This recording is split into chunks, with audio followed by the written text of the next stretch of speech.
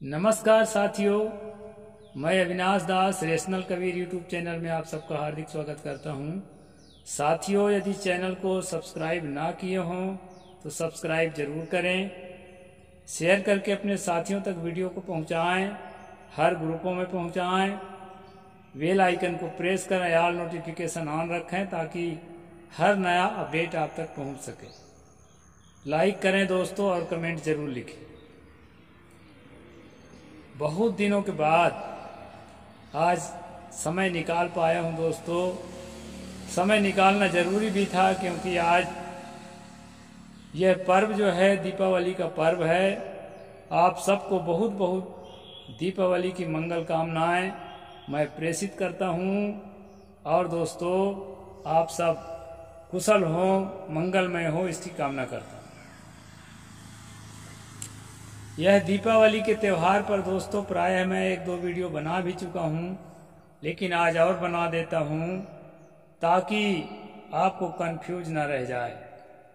साथियों, जंगली इलाकों में सर्वे मैं इसलिए करता हूं कि उस सर्वे करने से हमारी जो पुरातन और जो प्राचीन परंपरा है उसको समझ पैदा होती है क्योंकि वो अभी आज की किताबों को, पुराणों को, वेदों को, बाइबिल को, कुरान को नहीं जानते हैं। इसलिए वो अभी ये चक्कर में नहीं फंसे हैं जो अत्यंत गरीब हैं। गरीब होने के कारण जंगली लोगों के यहाँ ब्राह्मण पुरोहित भी नहीं जाता क्योंकि वो जाएगा तो पैसा चाहिए, अब पैसा उनके पास होता नहीं है। इसलिए दोस्तों, प्राचीन संस्कृति अभी जंगली इलाका के ग्रामीणों में कुछ कुछ बची हुई है। देहात में तो ईरान से आए हुए जो ब्राह्मण समुदाय के लोग हैं अपने वेद शास्त्र को सबके दिमाग में थोप दिए हैं, जिससे संस्कृति जो है दब गई है। और दोस्तों, संस्कृति तो चल ही रही है लेकिन उसके रूप को बदल दिया गया है। यही बात मैं आज बताने जा रहा हूं कि दीपावली का प्राचीनतम रूप क्या था और उसको बदल करके आज क्या रूप है, उसको तो आप देख ही रहे हैं। दोस्तों, दीपावली में बहुत सारे दीपक जलाया जाता है। आप देखे होंगे जब फसल काटते हैं, फसल का गहाई होता है तो क्या करता है किसान की जो धान की राशि है, ढेर है, वहां पर दीपक जलाता है। अपने कोठी में दीपक जलाता है जहां पर जो है उसको रखना है, और उस अन्न का सम्मान करने के बाद जो है वो कोठी में रखता है। इस तरह दीपक जलाने की परंपरा है दोस्तों। अन्न के सम्मान में, धान के सम्मान में, और उड़द इत्यादि जो अन्य फसल है, तुअर इत्यादि रबी की फसल, एक बरसाती फसल, खरीफ फसल। तो एक खरीफ फसल के पकने का जो समय होता है, इस समय में हमारे पुरखों ने खुशियां मनाई और एक तारीख निर्धारित कर लिया कि इस तारीख को सब मिलकर के खुशियां मनाया जाए क्योंकि अच्छा खासा फसल हमको मिला है और मजे से हंसते कूदते खेलते खाते और हम साल गुजारेंगे। इस त्योहार का संबंध दोस्तों हमारे पुरखों में किसी भी देवी देवता या किसी भी धर्म संप्रदाय से नहीं था। यह एक प्राकृतिक त्योहार है। जैसे होली रबी की फसल में पकने के लिए प्राकृतिक त्योहार है, उसी प्रकार ये दीपावली भी प्राकृतिक त्योहार है, फसल पकने की खुशियां हैं। दोस्तों, हमारे पूर्वज उतने पढ़े लिखे, उतने शिक्षित नहीं थे क्योंकि उस समय अविकसित थे।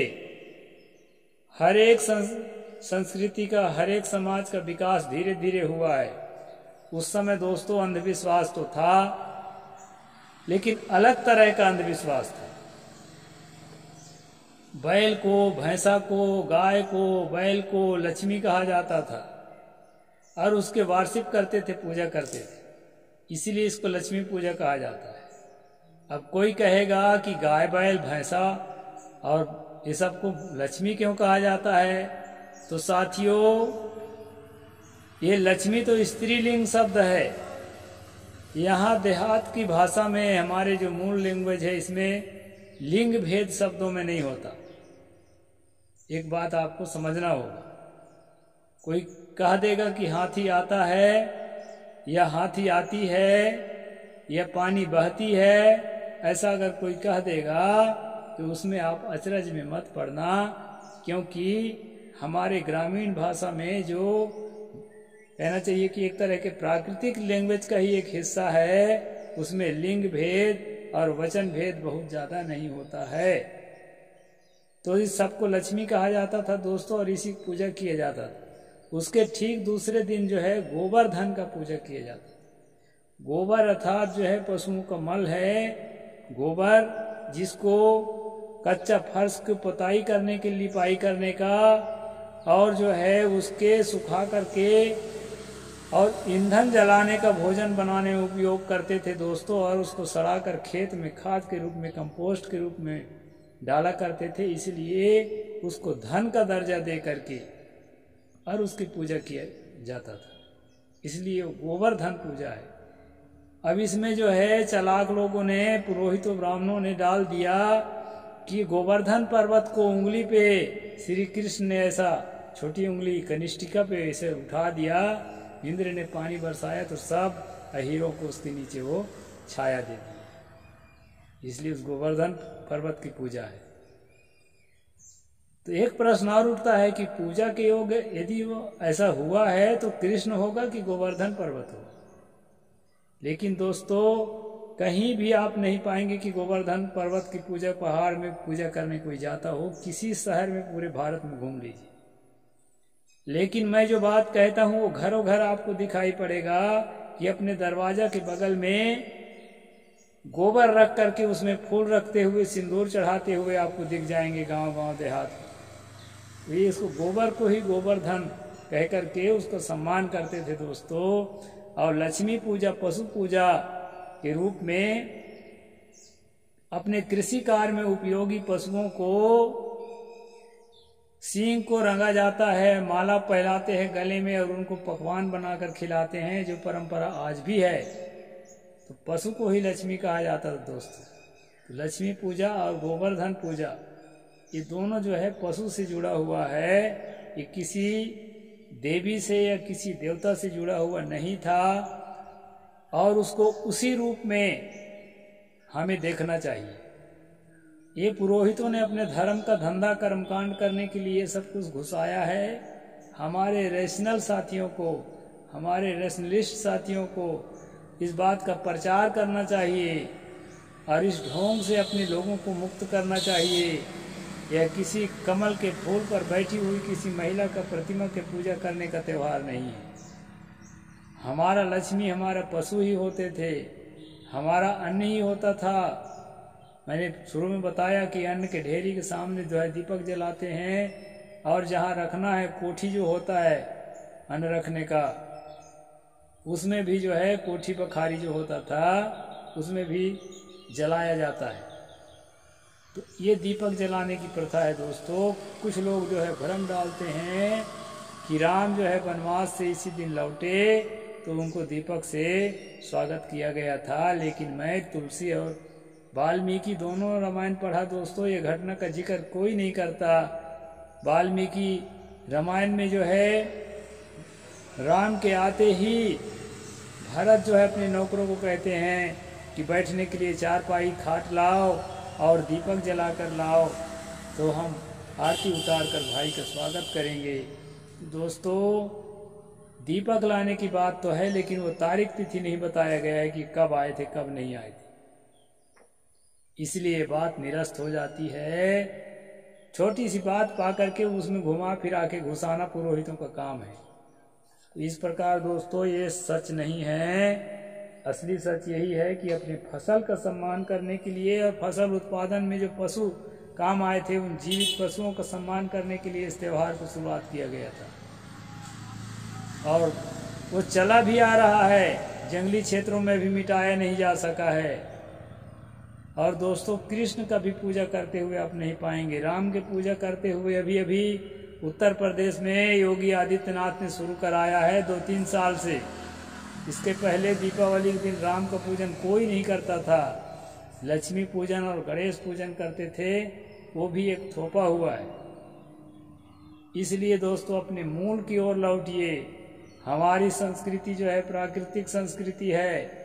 हमारी संस्कृति किसी भी प्रकार के काल्पनिक देवी देवता की संस्कृति नहीं है। तो अपनी संस्कृति को पहचानिए। और दोस्तों, मैं ये नहीं कहता कि पशु की पूजा करना या गोबर का पूजा करना ये समझदारी है, ऐसा मैं नहीं कहता। लेकिन दोस्तों, धीरे धीरे ज्ञान का विकास हुआ है। हमारे पुरखे भी अंधविश्वासी थे, तो ज्ञान का विकास धीरे धीरे हुआ है। अंधविश्वासी थे तभी तो ब्राह्मणों के चक्कर में फंस गए, नहीं तो कोई एक भी आदमी या हिंदू ना बनता, न कोई एसटी, न कोई एससी, न कोई ओबीसी। अपनी मूल संस्कृति को जानते होते तो कहाँ बनते। तो मूल संस्कृति इस तरह है दोस्तों। तो इसको जो है बेवकूफ़ बनाने के लिए तरह तरह के कर्मकांड थोपा जाता है दोस्तों। और कहते हैं आज जुआ खेल के देख लो, अपना किस्मत आजमा लो, और आपके मेहनत से, खून पसीना से कमाई गाढ़ा धन को बर्बाद करने के लिए रास्ता खोल देते हैं। इसलिए साथियों, किसी को भी जुआ नहीं खेलना चाहिए। और साथियों, एक काम और होता है, शाम के टाइम दीपक जलाते हैं और कहते हैं कि लक्ष्मी माता जो धन की देवी है वो आती होगी, उसके लिए दरवाज़ा खुला रखना। साथियों, कहते हैं लक्ष्मी की सवारी उल्लू है। उल्लू प्रकाश में नहीं जी सकता है, अंधेरे की ओर भागता है। यदि वो सचमुच लक्ष्मी आती होगी तो आपके दीपक को देख करके तो बाहर भाग जाएगी, आपके घर आएगी ही नहीं।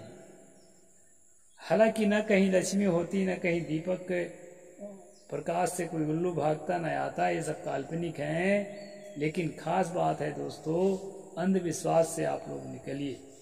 जैसे मैं निकला हुआ हूँ, मैं पूरी तरह से निकला हुआ हूँ। मुझे थोड़ा भी नहीं लगता है कि ऐसा देव होता होगा, ऐसी देवी होती, ऐसा भगवान, ऐसा ईश्वर होता होगा। ये चीज़ से पूरी तरह से मुक्त हो चुका हूँ दोस्तों। इसलिए मैं कहता हूँ, डंके की चोट पर आप सब भी मुक्त हो सकते हैं, इससे कोई नुकसान नहीं है।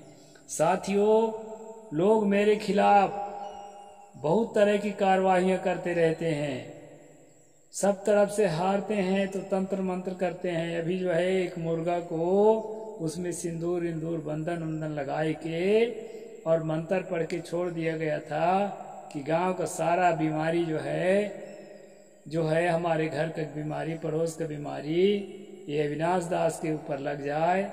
और मुर्गा को 4-5 दिन तक यहाँ आश्रम में छोड़ दिए थे दोस्तों। उसको भगाने से नहीं भगता था।